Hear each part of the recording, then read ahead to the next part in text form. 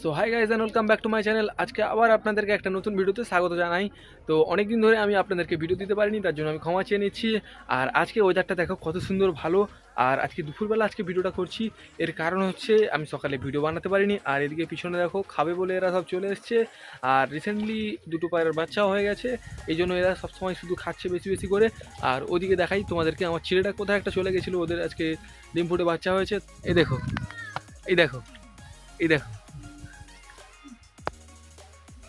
এই ঘুরে যাচ্ছে। এই কোথায় চলে গেছিল, এই সবে এলো, অনেকক্ষণ ধরে চলে গেছিল, এই সবে এসছে। ভাবছি এদেরকে আজকে কেন না সর্ষে খেতে দেওয়া যাক।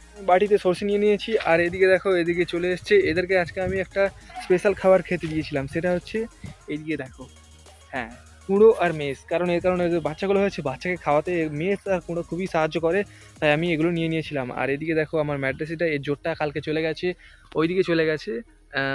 আমি আর দেখতে পাইনি, কাল থেকেই আসছে না, কারণ অনেকটা হাইট নিয়ে নিয়েছিল, তাই আর লাগাতে পারিনি।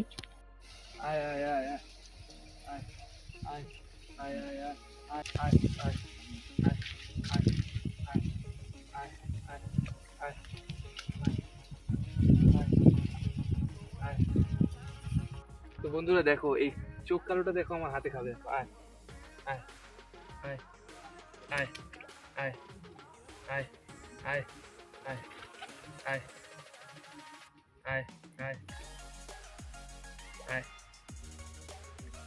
সো গাইস, আজকে খাবার দিতে দিতে দেখলাম যে আমাদের যে জিরিয়াটা আছে ওর দেখি না ডানা অনেকটা গজিয়ে গেছে। দেখাই দেখুন আপনাদেরকে, দেখো ওর ডানাটা গজিয়ে গেছে, তাই ও উড়ে দেখি না এই চালে উঠে যাচ্ছে। আমি বলি কী হয়েছে, কী ব্যাপার।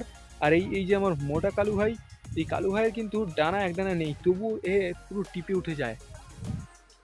এই দেখো পায়রাটা পুকুরের জল খাচ্ছে, আমি কতবার করে এখানে জল দিয়ে এরা এখানে জল খাচ্ছে, কিন্তু ওই দুটো বারবার গিয়ে ওখানে কিন্তু পুকুরের জল খায়। এই জন্য কিন্তু পায়রাগুলোর রোগ ধরা পড়ে।